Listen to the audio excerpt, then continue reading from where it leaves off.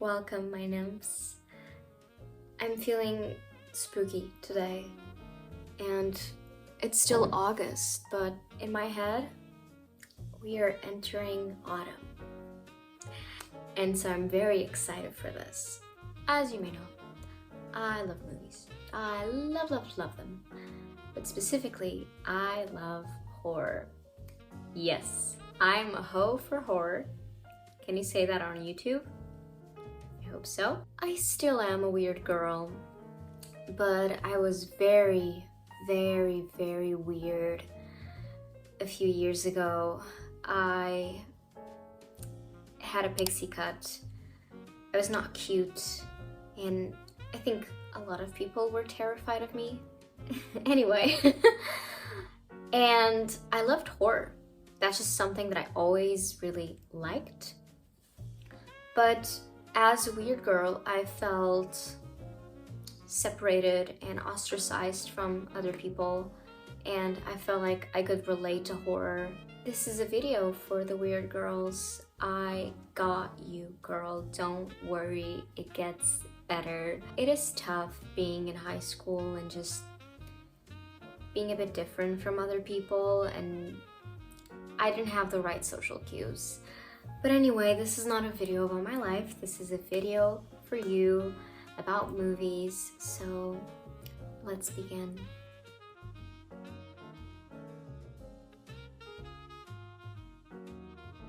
So you didn't get invited to that cool party where everyone in your class is going except for you? Oh! Okay, don't worry, I got you. It's not you. And even if it is, if someone in your class invited everyone to a party except for you, really, that's just rude. That's not being polite at all. So for those situations, don't worry, I just have the right thing for you to watch alone in your house while you seek revenge. So the first movie that I'm going to recommend, this is such an obvious one, it's Carrie, for that particular last scene. But Carrie is also a weird girl. She gets made fun of, and it's really not her fault, it's her mother's fault. Her mother is super controlling and doesn't really get to explain her a lot of things. So she gets her period and she doesn't know what's going on, so she thinks she's dying. Well, she does die of embarrassment by the popular girls who made fun of her. She's constantly bullied, this poor girl. But Carrie is truly different from other people because she has powers, and she will get use of these special powers. People can be very cruel to her. Maybe people were also cruel to you, so this is the right movie for you. Then we have Excision. Oh my god, I love this film. I don't see many people talking about this one. It's so gross, but it's so fun. So it's about this girl. She's obsessed with anatomy, and she has these, I will say, likes for dead bodies. She's just very obsessed with it, and she really is disliked by everyone. Her teachers, her parents. She tries to get with a boy that she likes from school, but things don't go well for her. I think this is such an interesting character, and it's made in a gross right way. And I say gross right way because sometimes movies are supposed to be gross, but they're just kind of like superficially gross. Like even this movie grossed me out. I was like, ugh. But it's so fun, it's so gory, and it's so specific. And it has this Matthew Gray Gubler. Is this the name of the actor? He's so cute, and he plays a teacher in this film, so that's an extra. And then last but not least, this is very specific, and it's a personal choice. It's Texas Chainsaw Massacre. I will say that any type of slasher will do, but I really like Texas Chainsaw, and I'm recommending this because so there were these kids in my class that I didn't like, and there were about 5 of them. They were like the popular kids from my class, and and so I remember I started watching Texas Chainsaw Massacre, and it's about a group of like 5 people. So I would pretend that the people getting slashed were them. Fun! This was a few years ago. I'm not weird like this anymore. But yeah, I think that any type of slasher will do. Just pretend that the people that you don't like are the ones who are dying, and it's so cathartic. You will thank me later. Texas Chainsaw Massacre is, I'm going to say, the best slasher of all time. It influenced so many movies. It has the right amount of gore, the right amount of violence. It's just a cult classic for horror, and I love it so much.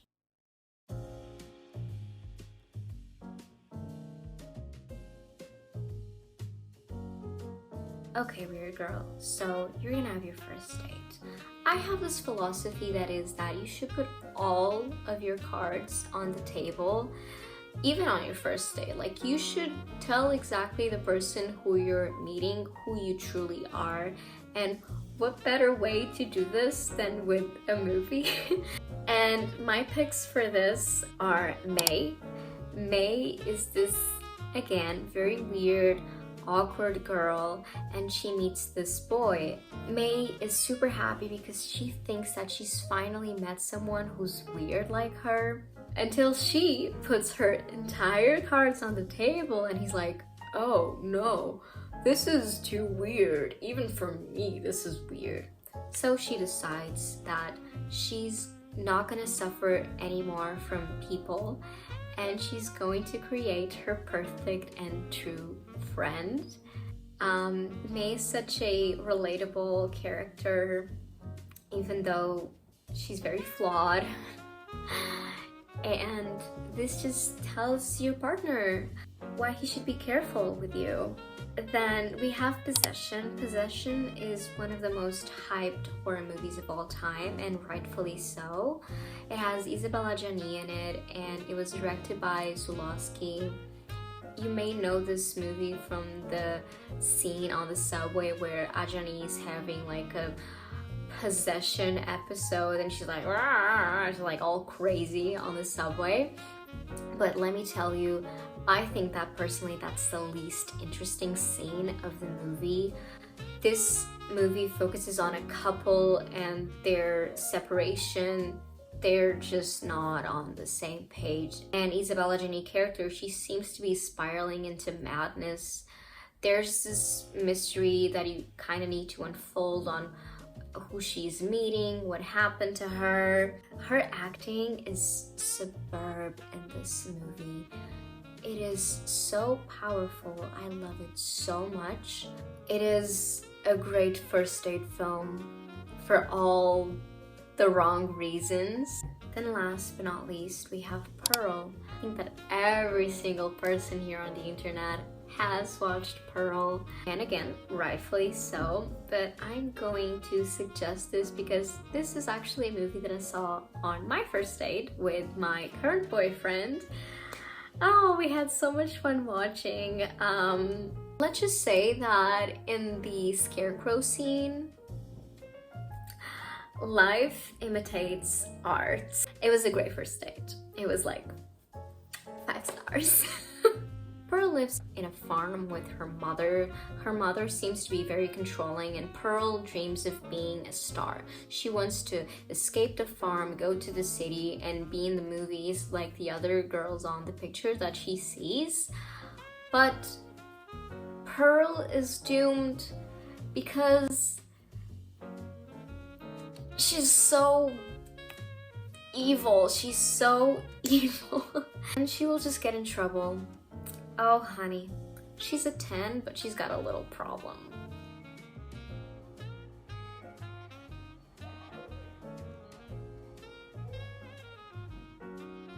You got the boyfriend, you got your one true love, but What now? His friends think you're weird, and sometimes even he thinks you're kind of weird.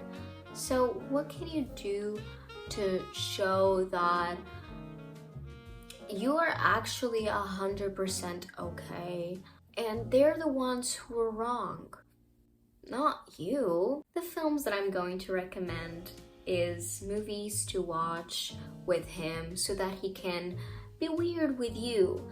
You're going to extract the normal out of him and you're going to contaminate him with your weirdness, with your spookiness. The first movie for this is House of 100 Corpses by Rob Zombie. Let me just say, I love Rob Zombie. I love his music so much. The fact that he puts his wife in almost every single movie that he makes is cherry on top.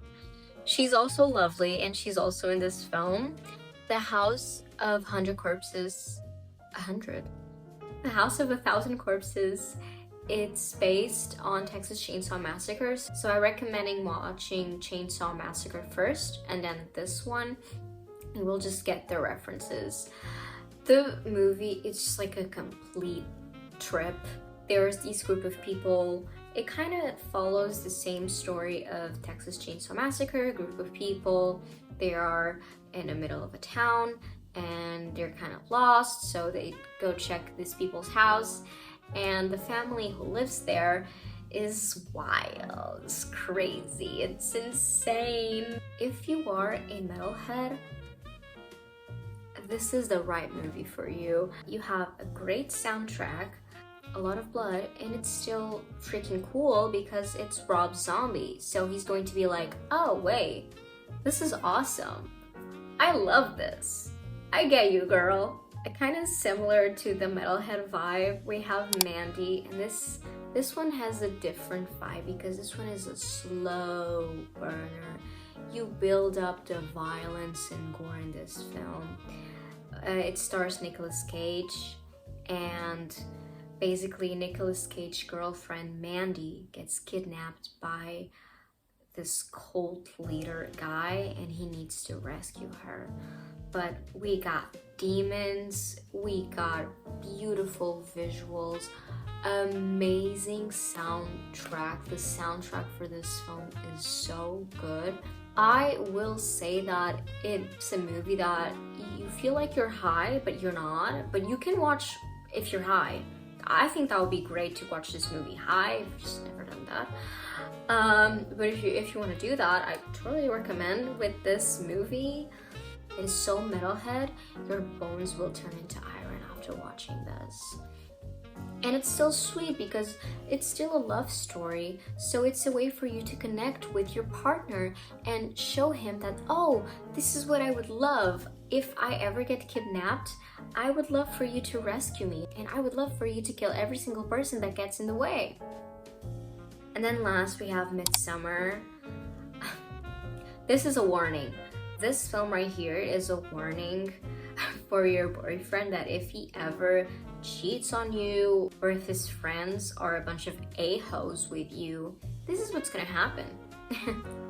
It's a good for her movie. It's very recent, so you kind of know the vibe, and it's from Ari Aster. The unique thing about this film is that it's set in such a bright ambience that you would not say just by the visuals of this movie that this is a horror movie. Oh honey, but it is. It is. People will get murdered in this. So you combine beautiful visuals with great storytelling and plot twist, plot twist, plot twist, plot twist. And the end is so, oh my god, it's so cathartic. I love the ending of that movie.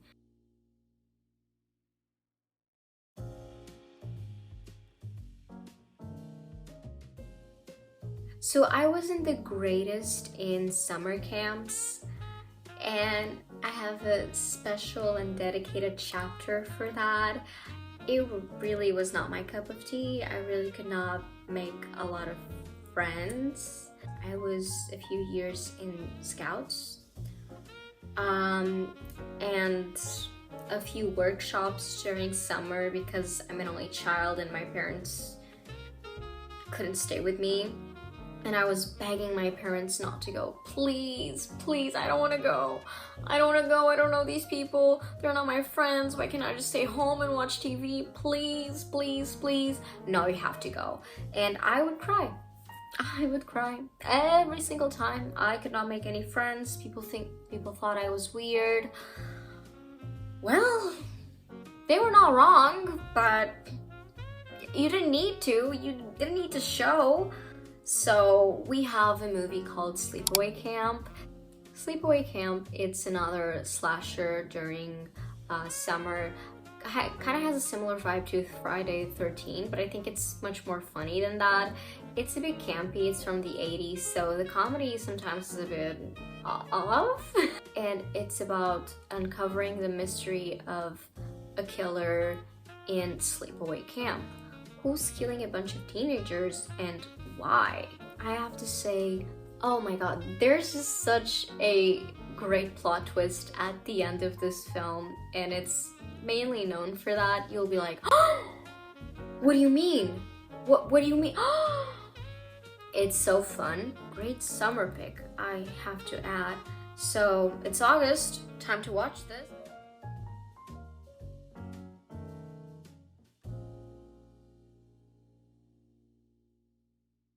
I think that there's a part of you that will question, is there something truly wrong with me? Maybe I'm not just quirky, maybe I'm actually evil. People don't like me, I can't really make a lot of friends. So maybe I am the problem and maybe I am evil. And there's really nothing that I can do because most of the time, I don't even know that I'm being weird. I am just being myself and I'm being perfectly normal. But people just don't seem to understand me. This is when you're feeling the most emotional and you really need to feel good about yourself. I will say that most of the times you are a good person. Teenagers do dumb stuff. It's not that you didn't do dumb stuff. I did a lot of dumb stuff when I was a kid and when I was a teenager, and that wasn't so long ago. But you still deserve love and you still deserve to be well treated by others. You are not evil, most likely. Like, I think that some of you may be evil, but most likely not. These can be extra gory, extra violent, existential. The first movie is Martyrs. I don't know why I was obsessed with watching this, and I knew it was super gory and I was a bit frightened of it. And it is gory, like it is very violent, but I would say just a few scenes. The final scene is known to be very gory, but there's a scene in the middle that I was like, oh no, I can't watch this. But the ending of the movie, I don't know why I watched it and I was like, oh wait, this is like the idea and the concept behind this is kind of platonic and romantic somehow. It's about these two girls. They meet in an orphanage school. One of them was tortured when she was a kid and she's going to be haunted for life with the violence that was acted upon her. So much so that she will seek revenge and she will try to find the people who hurt her, and she's going to drag her friend along the way. Secret societies, religious concepts in here. It's such a great film, and people say, oh, this is my favorite film of all time, and people will be like, what do you mean, like that movie is completely violent and hideous? But I don't think so. I think this movie is actually pretty digestible. And among like the weird stuff, gory stuff, I mean, there are a lot of films that I will refuse to watch, and this is not one of them. I don't think this is that crazy like people say it is. Then we have The House That Jack Built. I remember watching this a long time ago. It's about Jack. He's a serial killer. The movie starts with him dying, and he's trying to convince Death that he's a good person while they take a journey into his past and the past murders that he did, and he tries to justify them. It is so Dantesque. They literally do a trip in hell, but you mostly will be in the real world, and you will explore the killings of this Jack. It is again masked as a very platonic concept, justified by art or philosophic ideas, much like martyrs. Evil can be easily justified in these films somehow. Any Lars von Trier film will make you question humanity. I really like Lars von Trier. He's one of my favorite directors, and this is one of my favorite movies from him. Then we have Raw. I also watched this with my boyfriend and he liked it. Good one. Raw is about this girl, Justine, and she's going to enter college. Her family is all vegetarian, and that's going to be important for a reason. While she's in college, she's trying to see who she really is as a person, her sexuality, her identity. She's trying to separate herself from the rest of her family. She has a sister who's in the same school as she is, and so it's going to be complicated to find yourself when you have a family member so close to you. You're trying to get away from that group, you're trying to find who you really are as a person, and that's going to be a bit difficult for her. She will be a part of a prash. She's going to be subjected by that, and she will have to eat meat. And this is going to unlock cravings for human flesh. She's going to be obsessed with eating raw meat. Cannibalism is used as a metaphor in this film. Again, a horrible act that is justified with a philosophical concept in here. Then last but not least, this one is more for despair and loneliness, when you really feel like you're not welcomed by other people. It's an old movie. It's Eyes Without a Face, and it's about this girl who suffers from a horrible accident, and she basically has her entire face disfigured. So doctors are trying to find a new face for her. People end up getting hurt for her to get this new face, but you end up feeling such pity for her. You know she's a good person, and at the end she kind of, I think, has to make the decision to keep going and make more people suffer, or she can accept her fate and be unhappy herself. And that's a really difficult choice. And that was it. That was the video. I hope all of you weird girls enjoyed. I hope you could relate to these movies, and I'll see you next time.